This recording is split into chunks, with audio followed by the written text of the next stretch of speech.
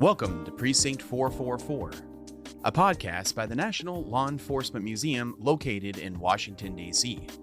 Here at Precinct 444, we cover a wide range of topics surrounding American law enforcement through our 4 core shows and bonus content. Today and in future bonus episodes, we will feature an artist from our current exhibit, Officers as Artists, so they can talk about their law enforcement careers and art interests. Be sure to check back every other week as we publish more episodes featuring an artist. And remember, our core shows are released every other Wednesday, so don't miss those. Thanks for listening, stay safe, and come see us in Washington, D.C. All right, hello, and welcome to this special episode of Precinct 444, where we're interviewing artists from our newest exhibit, Officers as Artists, here at the National Law Enforcement Museum. So I'm here today with Michael Johnson, who is one of our featured artists in this exhibit, and we're going to talk about his work in law enforcement and his piece, which is on display, that's titled The Job. So welcome. How are you? Good, how are you? I'm great, thanks. All right, so to get started, if you'll just tell us, give us your name, tell us which agency you work for, and what type of art you make. So my name's Michael Johnson. I am currently a detective with the Billings Police Department in Billings, Montana, and I do all kinds of art, actually. All right, and what type of art do you, tell us a little bit about the piece that you have here in the exhibit. So the piece that I submitted to the exhibit is a watercolor painting. It was actually an idea that I'd done years ago. My dad's got it hanging in his office, and it's something I wanted to redo. And my daughter kept pushing me to redo it. And finally, I got around. I saw the call for entries for the show, and I thought it was a great opportunity to get something done, something that I'd wanted to finish, but also something that would work. Kind of related to my current job, so it worked out perfectly. Absolutely. And I mean, the piece is titled The Job. You mentioned just now that your job kind of inspired this piece as well. Tell us if there was a particular instance that really inspired this piece that's on display. Like, is there a connection more specifically between the subject of the piece and your career as a law enforcement officer? So I really kind of tailored my experiences into the piece. It's not to be real pretentious, I guess. I've had an interest in martial arts and samurai and Japanese culture. My daughter is actually in Japan right now, and Oh, wow. so yeah, it's really cool. So that it was kind of those ideas that for this piece, and I didn't accomplish what I wanted to initially when I did it. So it was a great opportunity to redo it and do what I wanted to do and add some elements in there that kind of related to, I guess, my career as an officer or law enforcement in general. I guess kind of just the mystique of samurai kind of thrown in, and it's an illustrative piece with just a lot of different elements in it, I guess. Absolutely. And what really inspired you to start creating art, to start painting? You mentioned that you do a lot of different art, but you've included a watercolor piece in this exhibit. So tell us a little bit about what started your creative journey. So watercolor is probably my favorite medium to work with, but I've done art ever since school. It was something I wanted to do as a career.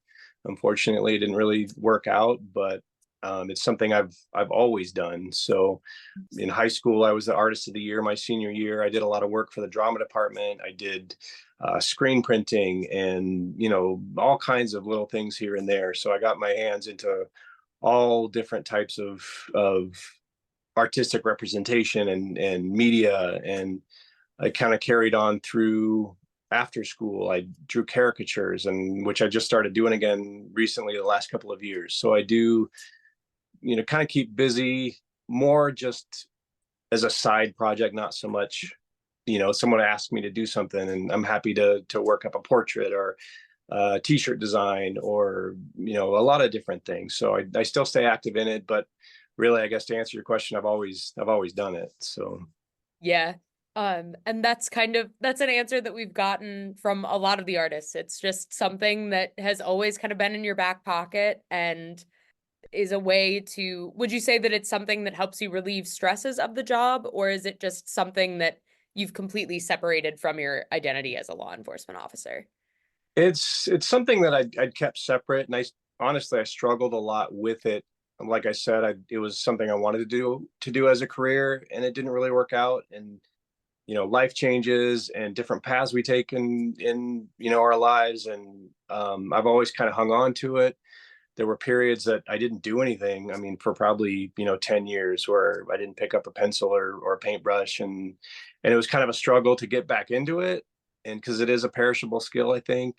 But because I'd done it for so long, I kind of was able to jump back in. And so now it's kind of integrated into actually my career. I've done logos for our defensive tactics program. I've done, logos for t-shirt designs for the department, and other guys I work with have asked for me to do some things here and there. So kind of getting out there, getting some more stuff done. It's been good. It's hard though, just with a full-time career and doing art, it's kind of stuck to the side still, but I'm doing as much as I can, which is great. Yeah, absolutely. I'm in kind of the same boat, and actually also a watercolor artist. Oh, nice. You mentioned that watercolor is kind of the medium that you tend to gravitate toward, but you've tried a little bit of everything. So what made you, and obviously you have a watercolor piece in the exhibit as well. What do you like most about watercolor? What is it about that makes it your favorite? Well, when I went through school, when I was studying to be, I went through graphic design and illustration in the early 90s, and before computers really took hold, before Photoshop, before any of that. So I was trained traditionally in, oils and acrylic and charcoal and everything. And so I still hang on to that skill. But I also do a lot of digital stuff. But as far as watercolor, I really like, it's kind of a mix of kind of the duality of it, I guess. It's kind of, how you can free flow and the wet into wet and the different blending and everything, but you also have to plan ahead. You have to have an idea. You have to, know exactly where you're going to put the paint, and where, you have to be familiar with the types of paint and how it behaves and mixes. And so I think just kind of, it's really kind of difficult to explain, I guess, if that explains, and you probably understand, I do, yeah. Yeah. So I just like I like the look of it, the end result. You can mix it with pen and ink. You can do, mix it with other styles, and it's just ultimately like the end result. I like the look of it. Yeah, that's a very good way to describe it, but it is being able to layer it all on top of itself, and play Right. wet on wet paint, wet on dry paper. Like you always have at least the way I like to describe it is I always have kind of the idea of what I want it to look like, but I get very frustrated in the like very early stages of a painting where I'm like, I feel like this is not looking like I want it to at all, and then add just another layer on it, and it's like, okay, I can see where it's going. That's a big part of that process with watercolor painting, and it's one of the things that has gained my appreciation for the medium too. So I think Right. it's challenging in its own way, but it's a rewarding type of challenge for sure. Absolutely. Yeah. And then you've mentioned that you've done some artwork for colleagues, designing logos for the department and things like that. So you've obviously shown your artwork to your colleagues, or they're at least relatively familiar with it. Yeah. What kind of reactions do they have to the fact that you're creating artwork and that you have this kind of creative side? Most of the time they comment on, it's good to have something, that another skill that you can kind of use to separate and get away from the stresses of the job. And, while doing art has its own stresses, it is a way to kind of separate. So they recognize that it's nice to have that skill, which I agree with. I work with other guys who are also super talented artists. And so, we kind of seeing what they like to do and sharing ideas about, what we're working on and that kind of thing is great too. So, Yeah. but yeah, and then I got the guys who, whether it's a portrait or, the logo design or something, it's kind of fun just to have that ability and that connection with them as well. Absolutely. And kind of going off on that, if you could encourage any of your colleagues to take up something creative, what would you say to them? Oh, absolutely. Yeah.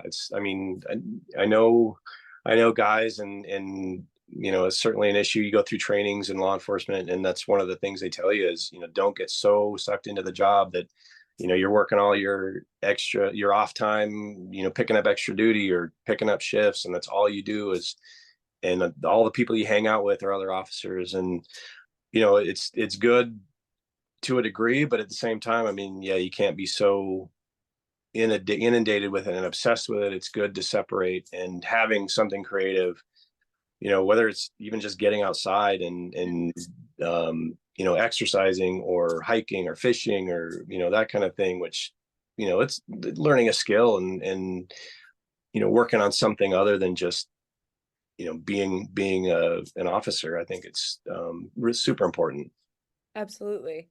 And then for kind of our last kind of wrap up question, the National Law Enforcement Museum isn't necessarily the first place that you would think would have an art exhibit. But we have so many talented law enforcement officers that are featured in this exhibit. And we're right down the street from these really big museums that have really famous pieces of artwork here in Washington, D.C. So what does it mean to you to have your piece of artwork here on display at the museum in Washington, D.C.? I think it's great. I think, I was kind of surprised the scope of, what you guys are doing with it. I think it's really cool to kind of have a piece in there. There was another officer that sent me the link to the call for entries, and, I set a schedule and, made sure I got a piece done and got it entered, and I didn't really think much of it. And, then I got the word that I got accepted, and we're here talking about it. And I think it's great. Yeah, it's really, I know I've really enjoyed talking to all of these artists that are included in the exhibit, and just kind of hearing the stories about all these different pieces of art, about their law enforcement careers, and just how art is a part of their lives. Because I know, like, art is not my career. I started it as a hobby, and it's a little bit of a side hustle, but more of just, I like to paint. If other people like what I paint, I'd love to do something for them. Like, kind of that same general idea Yeah. that you've mentioned. And it's kind of interesting to see, like, I'm a museum person and we're generally pretty artistic people. So it's pretty common to see like museum professionals that are artists, but you never think like, oh, you're the patrol officer that you pass on your walk to get a coffee could also be an artist as their hobby. And it's just not something that I think a lot of people would initially think of. And it's really a far more wide-reaching group, which is really, really interesting. And I want to thank you today for spending a little bit of your time with us to tell us about your piece, for sharing your art with us and our visitors as well. And I'd like to invite all of our listeners today to come to the museum while Officers as Artists is open. It's open through the end of August 2025 to check out Michael's piece and the pieces of all of these other officers that are here at the museum. So, Michael, thank you so much. We hope you have a great day. Thank you so much. Thanks for having me. I appreciate it. Of course.